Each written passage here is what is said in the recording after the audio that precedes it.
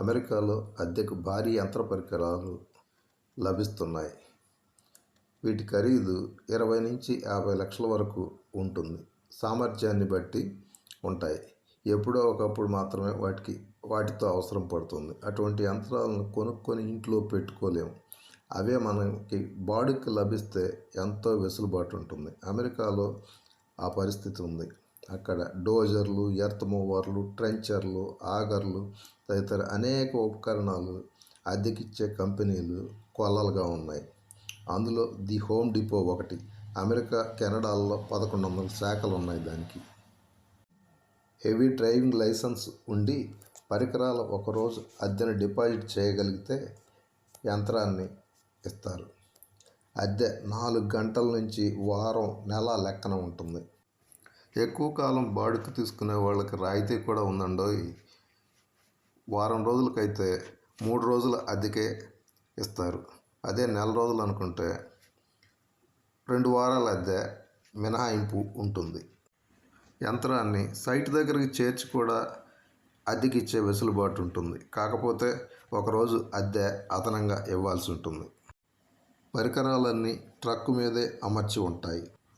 ఆ ట్రక్కుని కారుకు వెనుక తగిలించుకొని సైట్కి చేర్చుకోవచ్చు.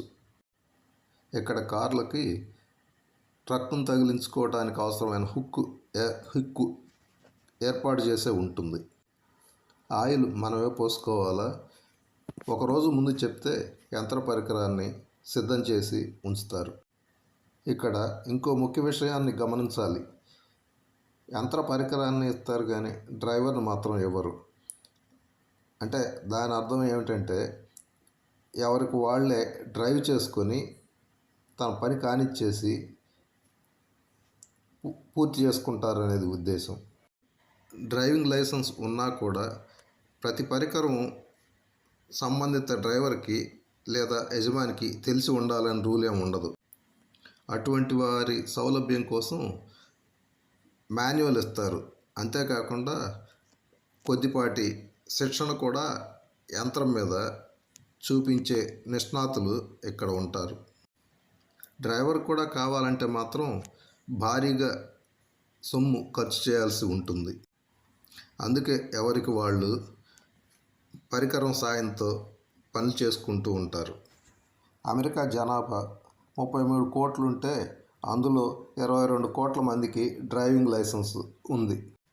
అంటే ఆడ మగ అని తేడా లేకుండా వయోజనులందరికీ డ్రైవింగ్ లైసెన్సులు ఉన్నాయి. అందుకే అక్కడ ఈ పద్ధతి బహుళ ప్రాచుర్యంలో ఉంది. యంత్ర పరికరాలు వాటి స్థాయిని బట్టి బాడుగ నిర్ణయించారు. పికప్ ట్రక్కు కేవలం $15కే రోజు అద్దెకు లభిస్తుంది.